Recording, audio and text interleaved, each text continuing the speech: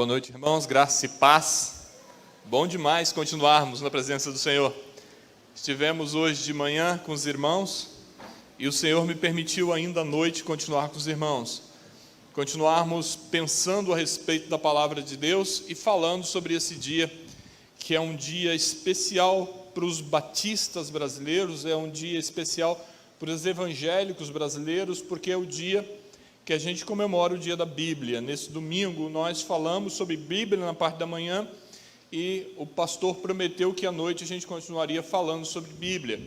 A gente continuaria defendendo, a gente continuaria colocando a Bíblia como a palavra de Deus, nossa regra única de fé e prática, aquela que nos conduz e tem conduzido os servos de Deus através dos séculos.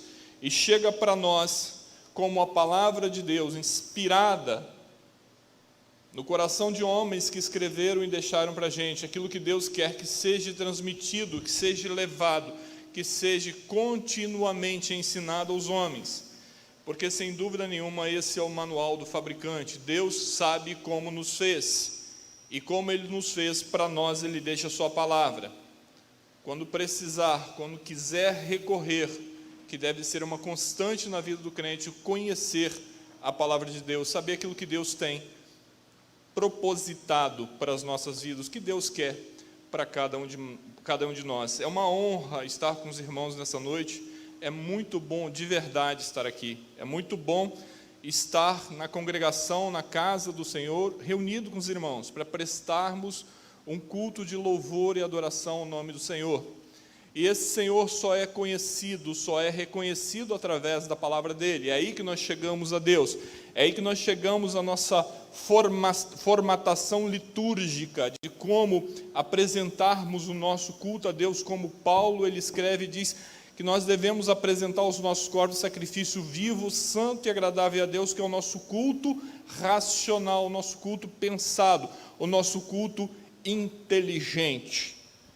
Porque é isso que agrada o coração de Deus, quando nós dizemos para Ele, não por emoção, quando nós dizemos para Ele, não por outra razão qualquer, a não ser reconhecendo o senhorio de Cristo sobre a nossa vida, reconhecendo o reino de Deus que é estabelecido pelo amor, o reino de Deus que é estabelecido pela justiça de Deus, o reino de Deus que é estabelecido pela santidade absoluta de Deus.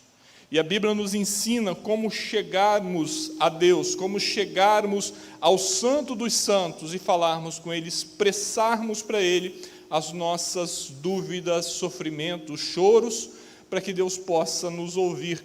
Portanto, a palavra de Deus nos dá esse direcionamento, e é nela e dela de onde nós vamos tirar a nossa inspiração nessa noite. Baixa a tua cabeça, vamos falar com Deus.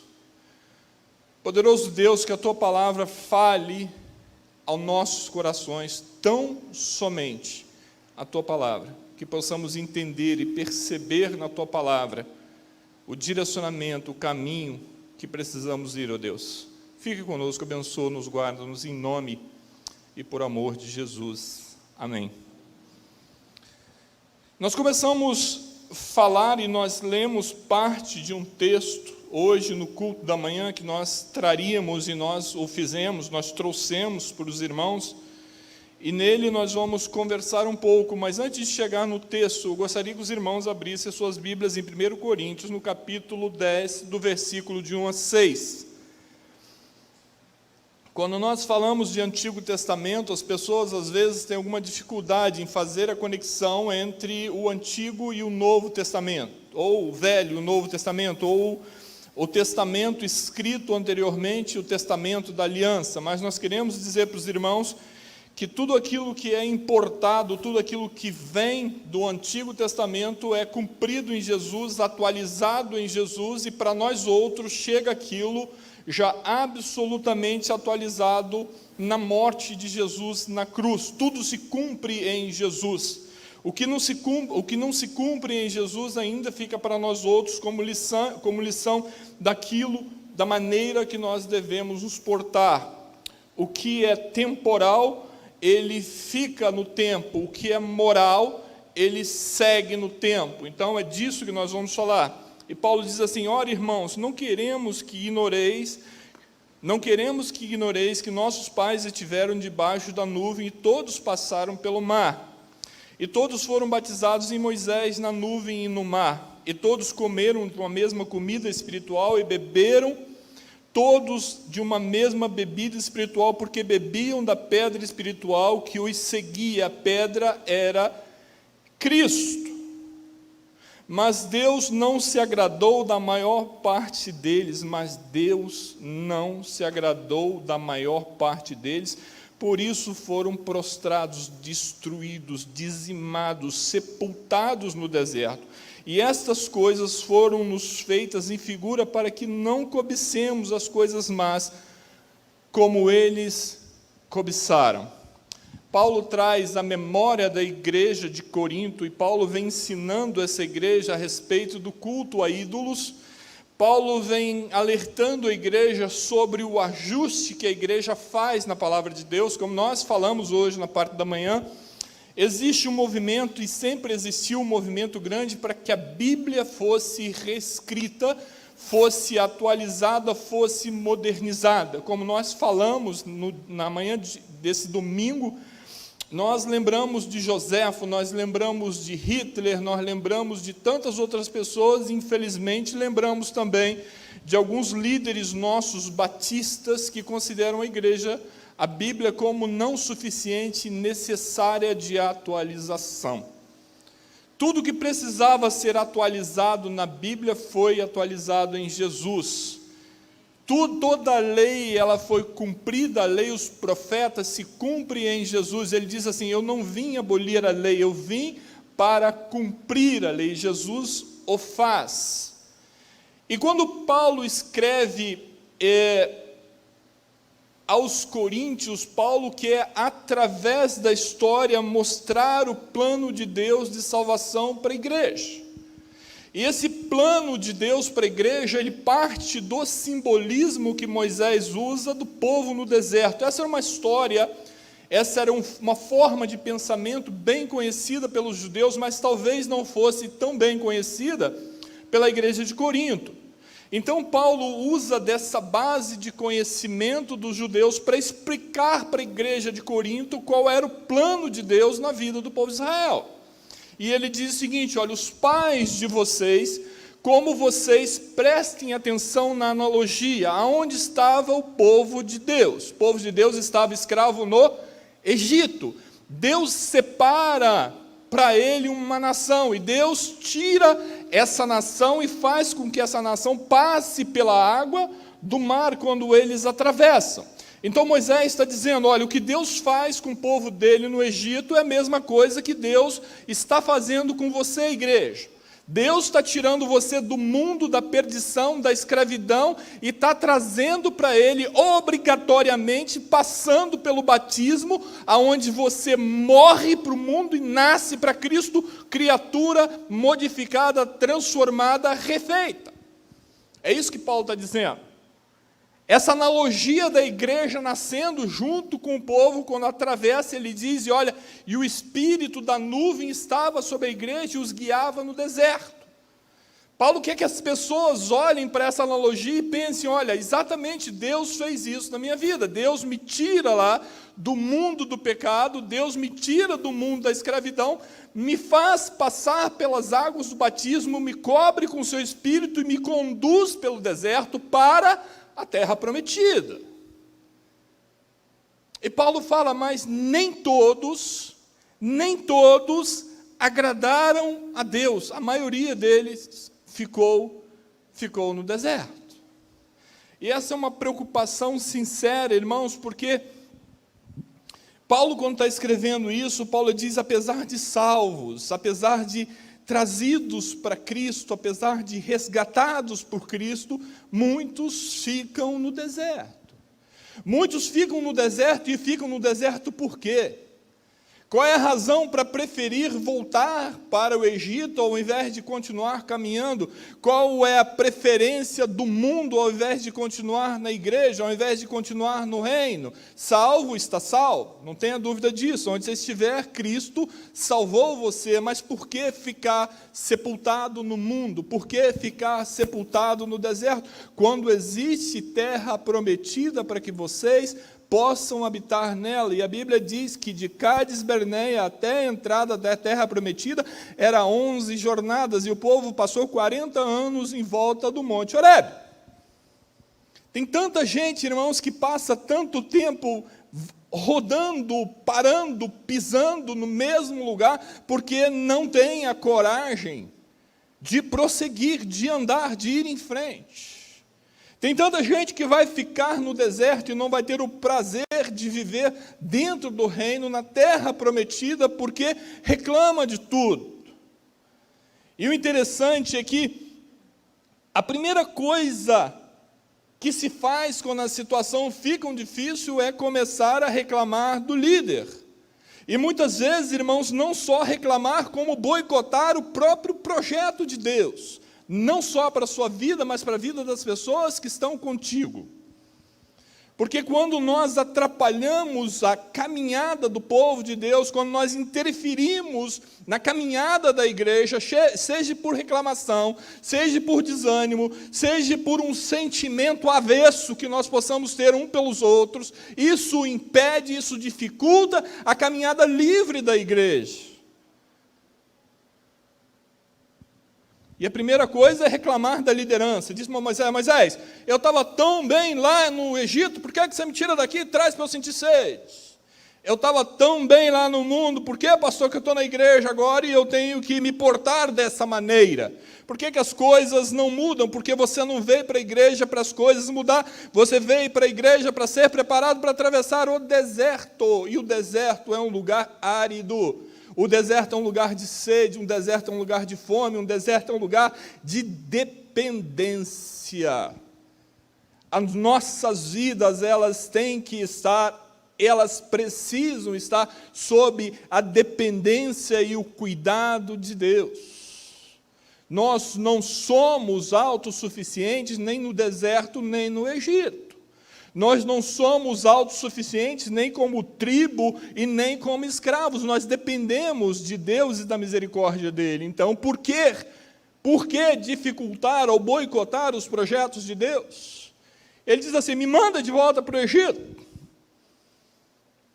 Eu já tinha passado pelo mar, eu já tinha me transformado no povo escolhido por Deus, na nação eleita, para poder entrar na terra e possuir a terra onde mana leite e mel, viver uma vida de tranquilidade, uma vida plena na presença de Deus, uma vida de prazer, entendendo que Deus cuida de mim, mas eu prefiro reclamar das coisas pequenas que não têm importância. São coisas que não têm importância, que não agregam.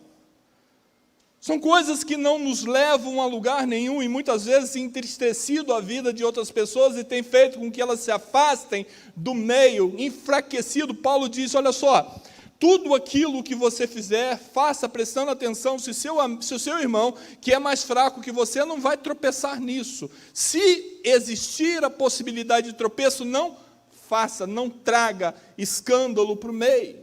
Paulo fala isso, Paulo instrui isso. E Paulo está dizendo aqui para a igreja, olha só, muitos ficaram no deserto. Muitos foram consumidos pelo deserto.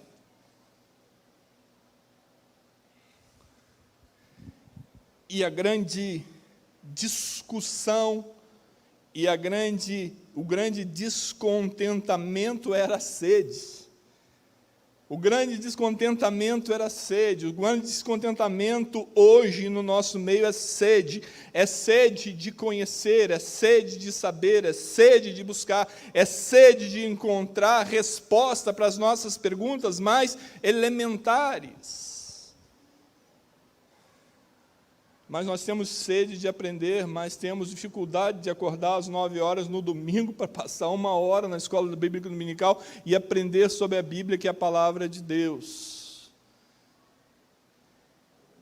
Eu tenho sede, Eu quero aprender. Mas, de repente, eu prefiro um outro evangelho que seja mais fácil. Aquele que tem uma prateleira repleta de coisas, que eu vou lá, eu pego o que eu quiser, e eu não tenho nenhum esforço para isso. É isso que eles imaginavam, falar assim, lá no Egito tinha figos, lá no Egito tinha o que comer, eu era escravo, mas eu tinha tudo que eu queria na hora que eu queria. Não, você agora está indo para um lugar melhor, mas para chegar no lugar melhor você precisa aprender a obedecer. Você precisa aprender a seguir ordem, você precisa aprender a ser cidadão, gente do reino. E precisa se comportar como gente do reino, cidadão do reino, não mais como escravo. Porque você não é mais escravo, você é um cidadão do reino dos céus. Portanto, você precisa se comportar como tal. E eles dizem a Moisés, Moisés, nós queremos água. No capítulo 17, no versículo 4 de Êxodo. E Moisés, como um líder maravilhoso, irmãos, ao invés de arrumar uma pá e começar a cavar em qualquer lugar para ver se achava água para o povo, Moisés faz aquilo que nós precisamos fazer. A Bíblia diz que Moisés clamou ao Senhor dizendo, o que eu vou fazer? É pergunta nossa de cada dia, irmãos, em qualquer situação difícil. Qual é a pergunta elementar que nós devemos fazer sempre que nós estamos numa dificuldade grande na nossa vida? E ele diz assim, Senhor, o que eu vou fazer? Qual é a direção que eu vou tomar? Muitas vezes as nossas tomadas de decisão, irmãos, elas nos levam a consequências mais desastrosas, não nos trazem solução, e sim, muitas vezes mais problema. Você pensa que não está bom aqui na quarta igreja, e você vai para qualquer outra igreja achando que vai melhorar, não vai melhorar. Porque o problema não está no espaço que você ocupa, mas muitas vezes o problema está lá no seu coração, na sua incapacidade de fazer aquilo que Moisés faz aqui nesse texto, que ele clama ao Senhor e fala assim, o que eu vou fazer, o que você quer de mim, Deus?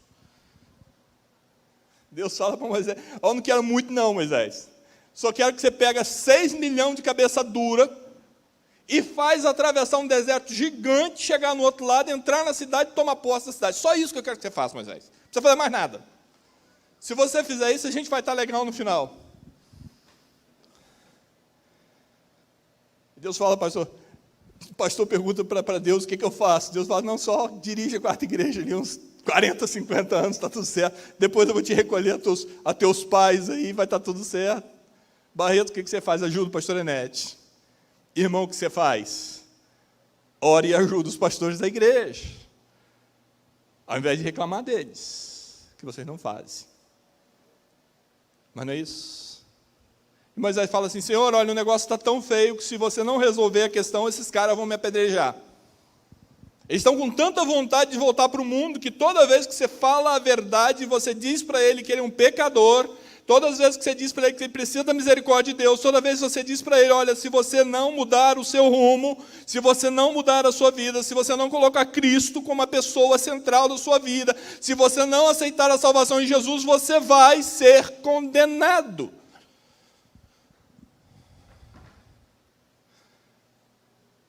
É o que a Bíblia diz.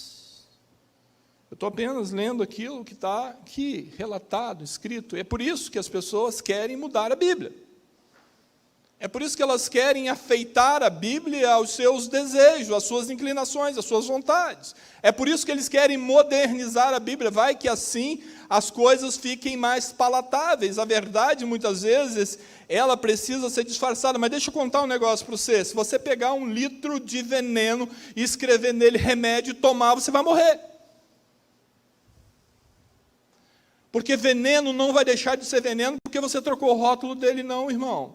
Pecado não vai deixar de ser pecado se você mudar o seu livro e resolver ler outro diferente da Bíblia. Pecado não vai deixar de ter as suas consequências na sua vida se você mudar o nome dele para qualquer outra coisa. Vai continuar sendo pecado, e o pecado com as suas consequências devastadoras.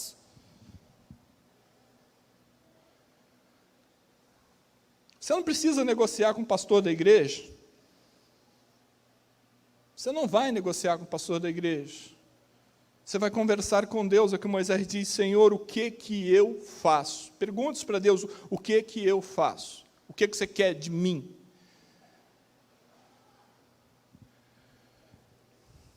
E olha o que Deus diz. Deus fala assim, olha, passe à frente do povo, se posicione, passe à frente do povo, tome a vara de Arão lá, o cajado do sacerdote, aquela mesmo que você feriu o mar, tome ela, porque isso infere a você a autoridade.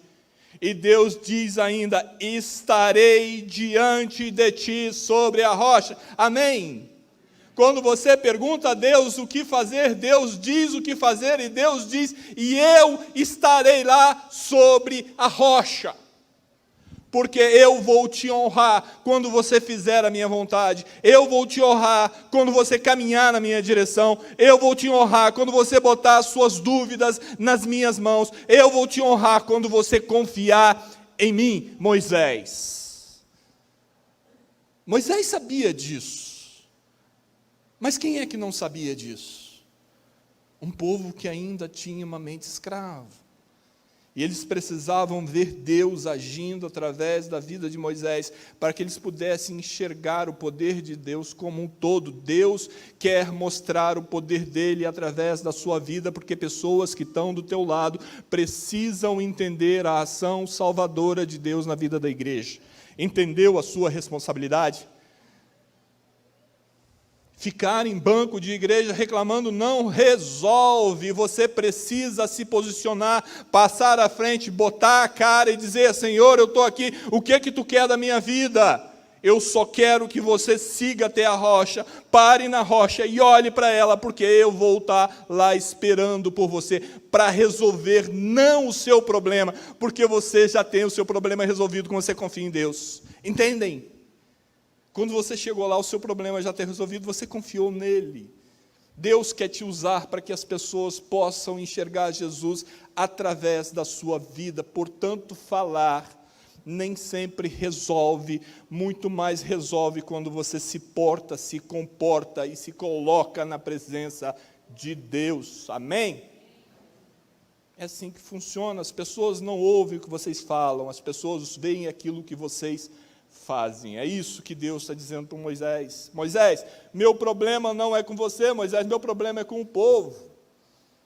É eles que não me conhecem, é eles que ainda carregam na vida deles aquela identidade de escravos, apesar de ter passado pelo batismo, apesar de ter andado sob a nuvem do Espírito, apesar de ter estado comigo todos esses meses, ainda não me conhecem. Portanto, Moisés vai lá e bate na rocha.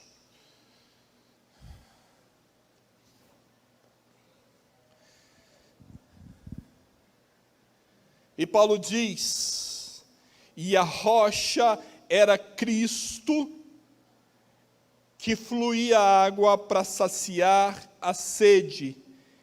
1 Coríntios 10, 4, porque bebiam da pedra espiritual que os seguia, e a pedra era Cristo, e Deus disse: vai lá e bate na pedra, bate nele mesmo.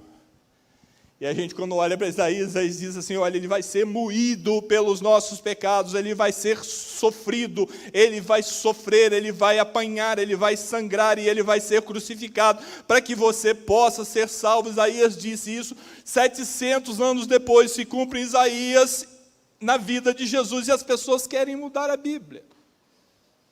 Deus agindo de maneira literal para não ficar dúvidas. Ele diz: bate na rocha, porque a pedra tem que ser ferida para que a graça flua. Olha o poder dessa profecia. Olha Deus dizendo para Moisés: Jesus tem que morrer, tem que ser ferido para que dele flua água que alimente, que salve, que transforma. E é a mesma coisa que Deus diz em Apocalipse. No capítulo 22, 21, e mostrou-me um rio puro de água da vida, claro como cristal, que procedia do trono de Deus e do Cordeiro. Está aí. Em que momento que essa água começou a jorrar e começou a fluir para a salvação do meu pecado e do seu pecado? Quando Jesus é colocado na cruz do Calvário para que eu e você possamos ser salvos. E o que precisa ser mudado aqui, a não ser o meu entendimento? A Bíblia, ela não pode ser conformada à minha cultura, à minha vontade, ao meu pensamento. Eu tenho que me conformar, tomar a forma que Deus quer e trazer a Bíblia, a palavra dele para dentro da minha vida. A Bíblia se atualiza em Jesus. A rocha tem que ser ferida para que flua água.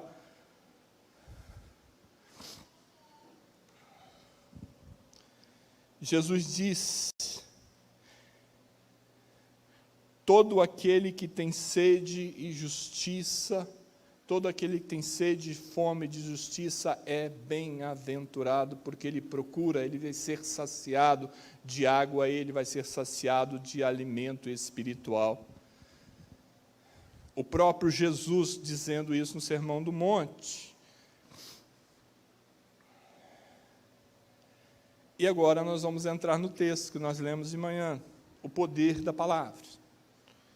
E o Senhor disse a Moisés: pegue a vara com seu irmão Arão, reúna a comunidade diante desta, fale aquela rocha. Números capítulo 20, de 7 a 12, a Bíblia diz: pegue a vara com seu irmão Arão, reúna a comunidade, e diante desta fale a rocha. Mas ele bateu da primeira vez. O que muda aqui? 38 anos se passaram desde o primeiro evento. Todo aquele povo havia sido consumido pelo deserto nesses 38 anos, porque eles não tiveram fé para entrar em Canaã, quando Josué e Calebe vão lá espiar a terra. Deus fala: essa geração, cansei dela, não vai, eu já dei água para ela, eu já conduzi ela no deserto, e não tem jeito, então essa geração não entra na terra prometida. Preste atenção numa coisa. A geração que Moisés conduzia pelo deserto, isso é bacana, isso é bonito, isso é uma visão rabínica da Bíblia. Moisés era o pastor daquelas ovelhas. E como pastor das ovelhas, ele não era dono do rebanho. O rebanho tinha um dono. Irmãos, prestem atenção, porque a igreja de Jesus, ela tem um dono. E o dono é Jesus, é a igreja de Jesus. Nós somos ovelhas dele. O pastor da igreja, ele tem tanto responsabilidade com o dono das ovelhas, que é Jesus, quanto ele tem responsabilidade com as ovelhas. E essa geração, depois de 38 anos, eles param nesse momento, e eles param para sepultar Miriam. Provavelmente esse povo estivesse espalhado em volta do monte. Alguns talvez até tenham ficado por ali, outros espalhados até por conta de recursos naturais que precisavam. E quando eles se juntam, parece que a quantidade de água disponível naquela região era muito pouca, era um deserto. E nesse momento falta água, e quando falta água começa a surgir o mesmo espírito que surgiram nos pais dele há 38 anos atrás. E Deus fala para Moisés: Moisés, a pedra já foi ferida, já produziu água, agora você mostrou a sua liderança, você mostrou o poder do cajado. A lei mostrava para nós o poder do cajado. Errou? Cajado. Não é isso, né? Às vezes as crianças erram e a gente usa o poder do chinelo, né? Chinelo atômico, aquele que acerta lá na esquina depois que o cara curvou. A lei era mais ou menos isso, o poder do cajado. Mas nesses 38 anos, o povo passou a conhecer Deus de uma maneira mais completa. Eles já não eram mais a geração que saíra do Egito, eles eram uma geração renovada. Prestem atenção nisso, irmãos. Quando nós não ensinamos os nossos filhos de uma maneira completa, eficiente, o que acontece? A gente vai gerar uma outra comunidade, uma outra geração, uma outra tribo com os mesmos defeitos que nós tínhamos. Por isso que a Bíblia diz, é preciso que você mude, é preciso que você seja transformado pelo poder do Espírito, porque você vai produzir uma geração nova. Mesmo que a sua geração fique no deserto, a geração que você vai produzir é uma geração melhorada. Por isso que Jesus, ele diz isso de maneira clara, ele fala assim, deixai vir a mim os pequeninos, porque dos tais é o reino de Deus. O que ele está dizendo? Olha, essa raça toda já não tem muito mais jeito, vai ser salvo sim. Essa raça vai ser salva. Mas o foco está na geração nova. O foco está nos filhos, o foco está em ensinar aquela geração que vai dar continuidade ao que nós vamos fazer. Mas parece que durante esse processo de renovação, esse processo de transformação no povo, a gente tem um povinho que vai pelo mesmo caminho. E eu imagino que Moisés, quando vai apresentar esse povo para Deus, fala assim, olha, aquela raça ruim já ficou para trás. Muito bem, Moisés, não precisa bater mais, vamos conversar agora? Vamos parar de bater e vamos conversar? Porque muitas vezes, irmãos, a gente precisa conversar.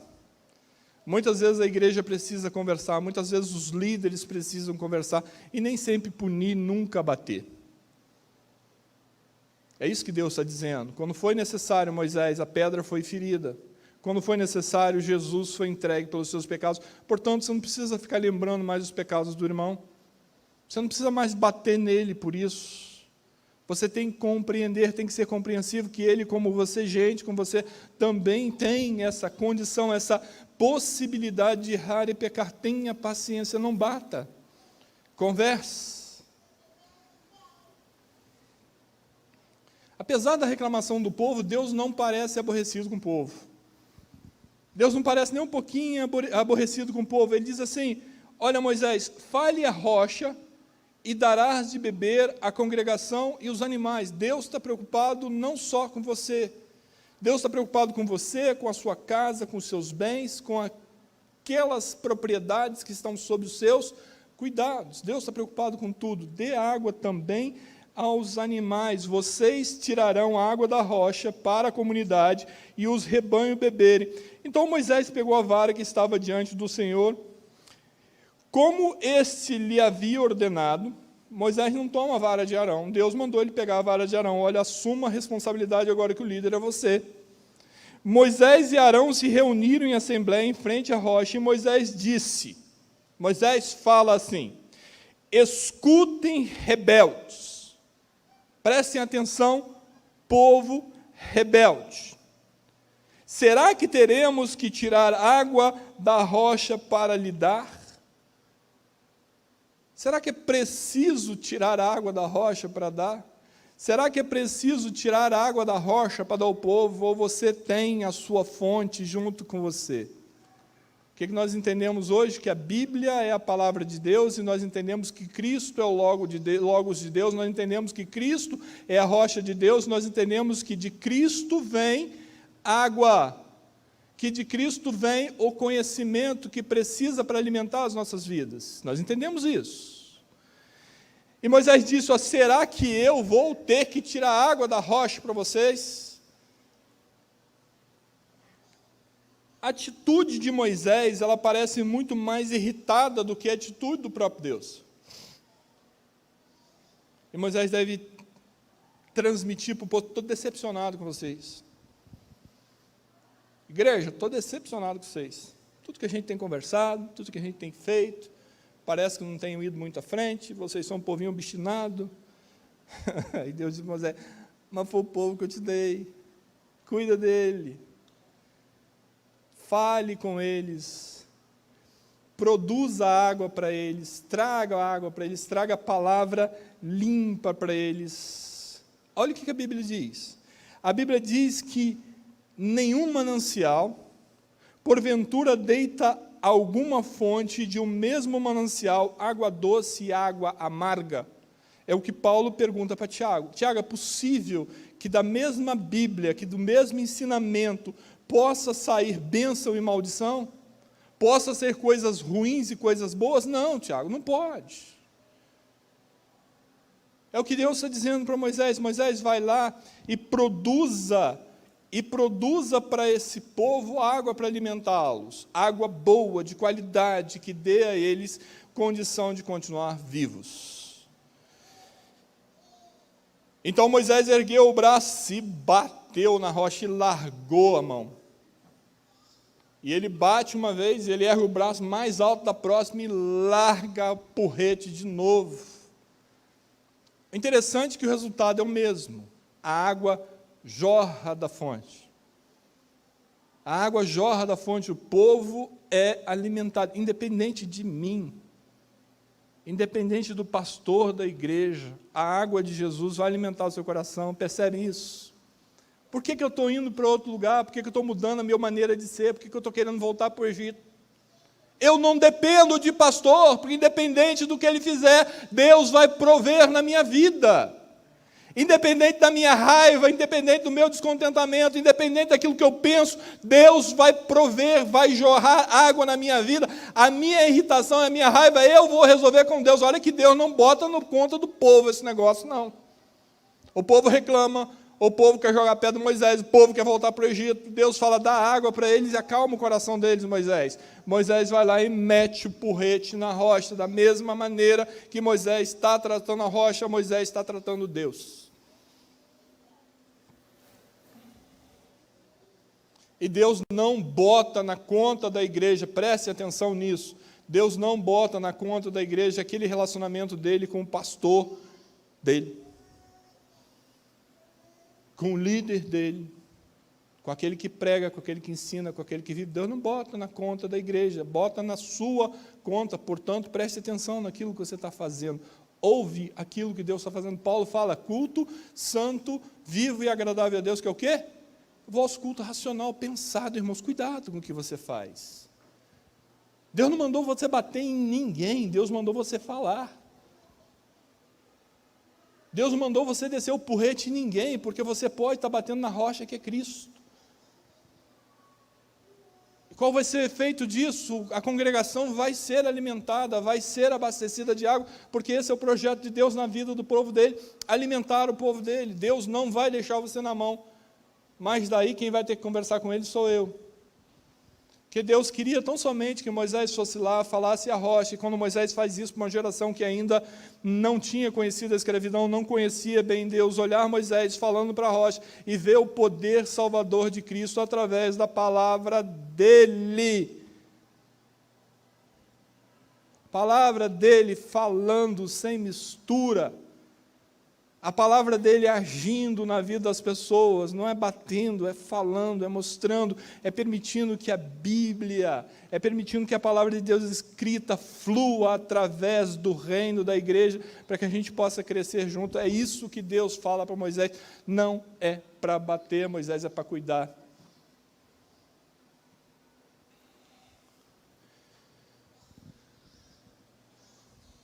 O Senhor, porém, disse a Moisés e a Arão, como vocês não confiaram em mim para honrar a minha santidade, à vista dos israelitas, vocês não conduzirão esta comunidade para a terra que lhes dou.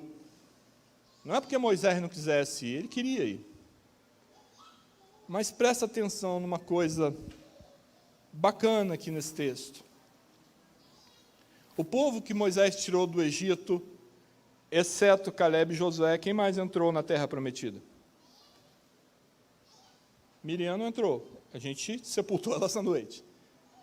Moisés não entrou, foi sepultado logo depois. Não, Arão não entrou, foi sepultado logo depois. Moisés não entrou, ele chega, olha, vê a terra, mas ele não entra, ele é sepultado logo depois. Aonde o pastor é sepultado? Junto com as suas ovelhas. Aonde que o pastor fica? Junto com as suas ovelhas. Portanto, irmão, o pastor que cuida, que conduz, que leva as ovelhas, ele fica junto com as ovelhas. Será que a gente poderia pensar dessa maneira? Esse povo só entrar na terra prometida quando Moisés entrar, porque quando Deus fala assim, olha, vocês não vão entrar na terra prometida, ele está dizendo, não vão mesmo entrar na terra prometida. Ponto final, vocês não vão mesmo entrar na terra prometida, e eles ficaram no deserto. Mas só que Deus largou quem lá também no deserto? Deus largou Arão, Deus largou Miriam e Deus largou Moisés. E esses 3 irão entrar na terra prometida, levando quem? Levando o resto do povo no deserto. Então você não precisa reclamar. Você não precisa bater no seu líder, você não precisa mudar, você não precisa fugir, você não precisa ir para lugar nenhum, porque se você ficar no deserto, o pastor vai ficar no deserto. Se o pastor vai entrar na terra prometida, você vai entrar na terra prometida também com o pastor. Também com o seu líder, também com Jesus. E às vezes eu ficava pensando, por que Moisés não entrou na terra prometida, né? Ele passou 40 anos, irmãos, preparando o povo para entrar na terra prometida, 38 anos preparando o povo para entrar na terra prometida. Ele pregou, ele falou. Nos primeiros meses ele bateu na rocha. Nos últimos meses, nos últimos dias dos 40 anos, ele deveria ter falado a rocha. E por que Moisés ele estava de uma maneira tão desconfortável? Será que ele realmente queria deixar o povo dele no deserto? Ele tinha vontade, ele pediu a Deus que levasse ele para a terra prometida. E Deus deixa ele no deserto junto com o povo. Eu não tenho dúvidas de que na ressurreição, eu não tenho dúvidas que no momento que Jesus voltar, que todos os povos estarão na presença dele, lá vai estar Moisés, e lá vai estar aquele bando de ovelhas dele, aguardando pela misericórdia de Deus, pelo convite de Deus para entrarem na terra prometida finalmente.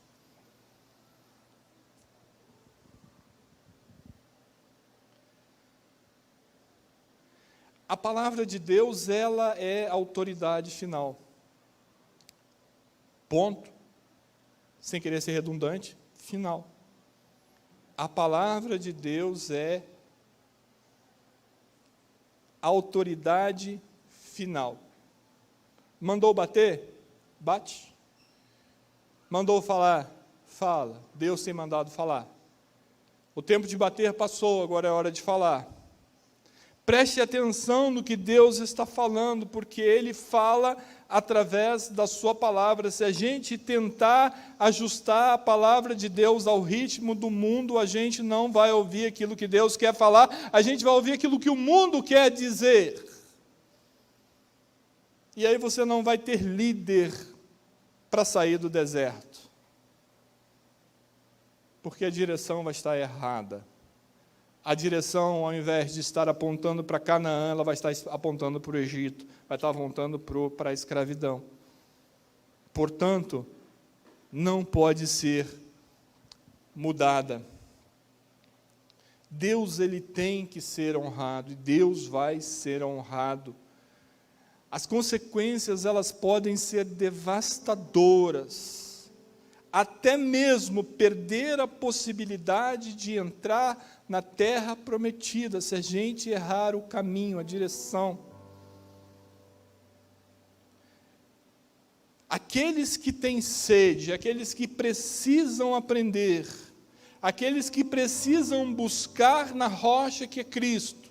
Apocalipse diz que Deus mostrou, Deus providenciou um rio de águas puras, um rio que produz vida, clara, cristalina, sem sujeira, sem contaminação, e ela procede do trono e do Cordeiro, ela procede do próprio Cristo.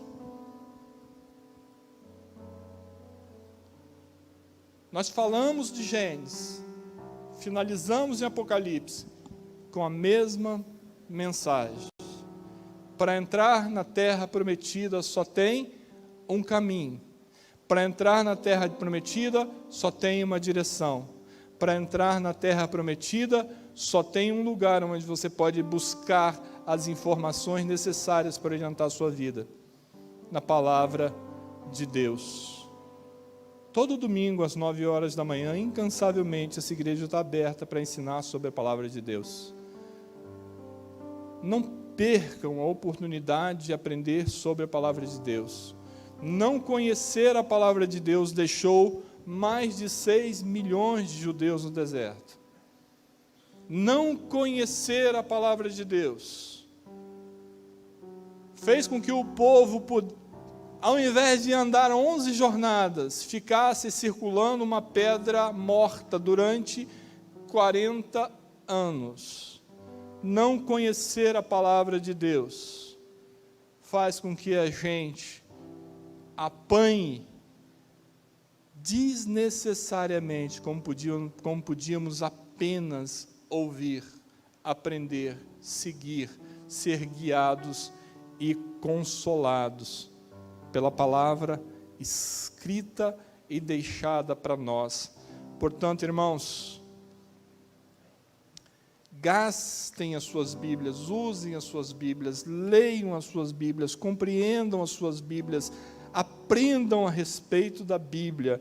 E vou repetir, todos os domingos, às 9 horas da manhã, nós estaremos aqui incansavelmente falando sobre a Bíblia, naquilo que nós chamamos de escola bíblica dominical. Você é muito bem-vindo, você é o nosso convidado. Esteja conosco aos domingos de manhã, nós teremos imenso prazer de ensinar Bíblia para cada um de vocês, com amor e com paciência, para ensinar Bíblia para vocês. Pode ficar tranquilo que o pastor já aposentou o cajado. Ele falou que agora não bate mais ninguém, vai só falar. Venham, sejam bem-vindos. Vamos ficar de pé, irmãos.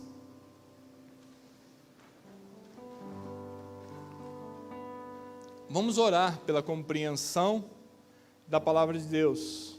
Vamos orar pela responsabilidade que nós temos em viver de acordo com a palavra de Deus.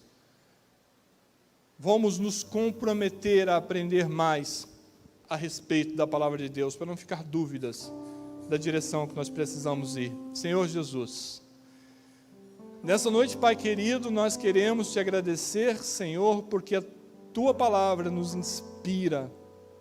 A Tua palavra nos mostra que através dos séculos existe um plano de salvação determinado, claro, escrito, mostrado através da Sua palavra para gerações, e que nós possamos perceber, entender, colocarmos as nossas vidas, ó Deus, aos pés de Jesus, pedindo a Ele misericórdia sobre as nossas vidas, sobre as vidas das nossas famílias, rogando a Ele, ó Deus, que perdoe, Senhor, as nossas faltas, rogando a Deus a Ele que nos permita caminhar na direção dEle, recebendo dEle a salvação que é garantida na cruz.